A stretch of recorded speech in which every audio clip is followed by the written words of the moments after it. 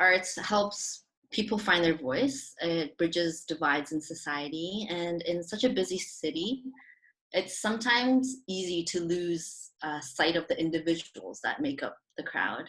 And so I think art can help us connect on a more personal level.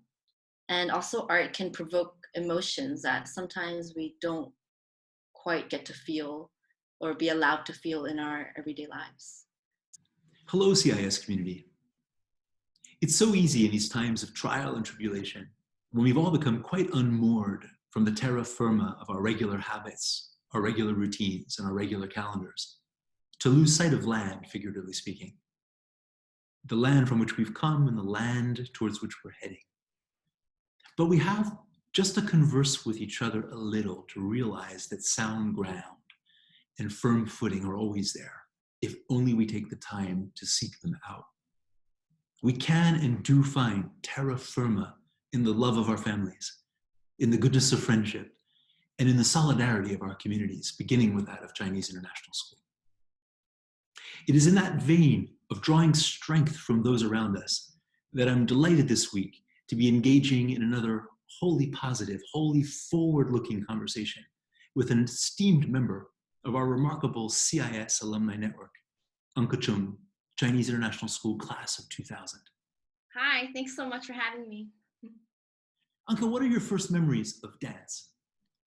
When I was in year 7, which is actually quite old to start dancing, I remember watching some of my friends perform at a school assembly. They were performing modern dance, and I was like, wow, actually, I want to give that a shot. What was the 1997 project in which you participated with the Youth Arts Foundation about the Hong Kong handover? So that was a very special project for me. I'd only been dancing for about 2 years. I remember going into the audition, coming back out, and was like, wow, like I didn't realize dance could be that way. It was like an audition like no other. We weren't taught a piece of choreography. We were asked to create. And I remember coming out of that rehearsal room and was like, oh my gosh, where did all those moves come from? I was like, how did my hands and my legs know how to move? And I realized like everyone has it in them to create dance, and it's just being the right, given the right guidance and framework. Yeah, and I got into that production and I was absolutely astonished. Given the opportunity, gave me so much courage to really go for it in my college years and beyond.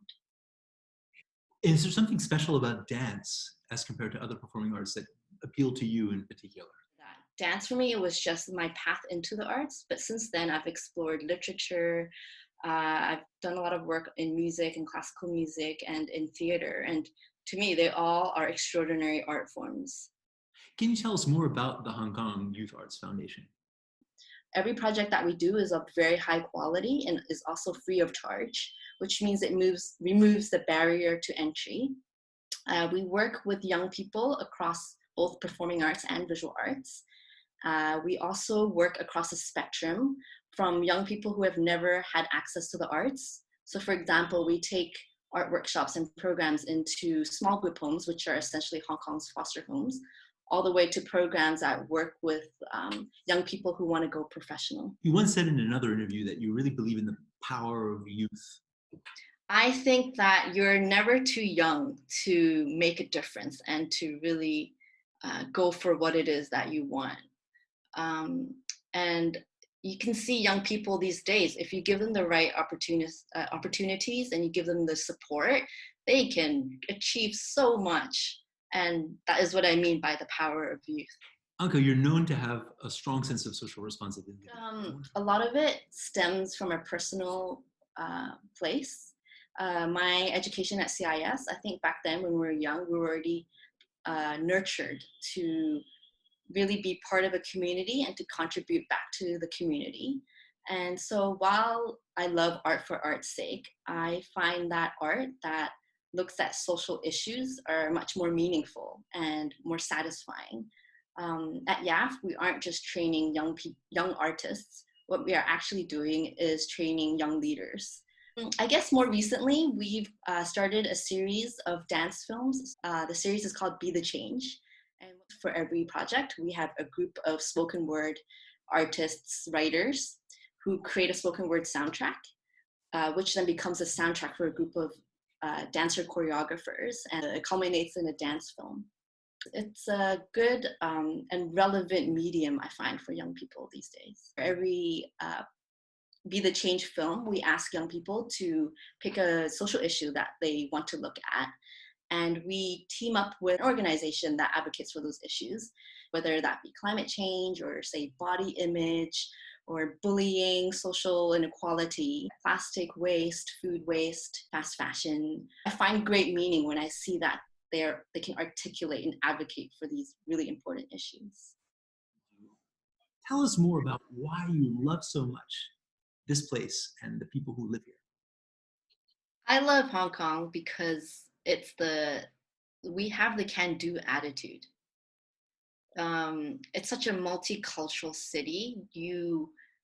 There's so many ideas and you can find inspiration everywhere. About 3 years ago, we did this project called City Dancing. And we thought, wouldn't it be great if we could get a group of young people together and to do a humongous dance day, a humongous dance performance. And as we were contacting different artists, all the artists came to us and were like, oh, but we can make it bigger, and why don't we involve elderly, and why don't we involve kindergarten students, and why don't we get these youth assistant choreographers to create part of it. We then put together a dance performance that was 15 minutes long, incorporating 450 people, and it's just that can-do attitude that made it happen. Has the COVID-19 situation changed the work that you're doing? COVID-19 has definitely impacted our programs. We've had to postpone many of our programs. But I think while it's really easy to get caught up in all the negativity, we at YAF have chose to take on a very positive viewpoint. So currently we've decided to run a Be the Change project that is done completely virtually, which is actually a really exciting opportunity for us because we've never really done anything like it. So our group of spoken word artists is working with an writing artist via Google. And then our dancers are working with 2 choreographers that are based in London. And that's exciting for us. And the whole theme is about isolation, about being apart, but also being part of a community. A big part of COVID-19, the struggle, is the emotional and mental well-being. I think arts can play a big role in helping with lifting a community in the emotional and mental well-being side. I have to say there's so many CIS students involved in it, and when we put a call out, they were the first ones that were like, we are interested. So I think it's really nice to see how creative and hungry CIS young people are for artistic opportunities. If you're interested in joining one of our programs, I would encourage you to come along to see one of our shows, one of our events or exhibitions. And then you can come onto our website, and very often we'll send call outs for when we're seeking young people for our different projects. We always say that everyone's an artist. There's so many different ways you can be involved in the arts. Yeah, everyone's an artist. Anca, the great Spanish painter Pablo Picasso once said, every child is an artist. The problem is to remain one once he or she grows up. And what you're clearly doing with your extraordinary work at the Hong Kong Youth Arts Foundation is enabling young people to be in touch with that artistic side of themselves and really cultivate it over time, transcend the problem that Picasso mentioned. And we are very, very grateful for all the insight and inspiration you're giving them as they navigate the stormy waters of today. Thank you very much. Thank you.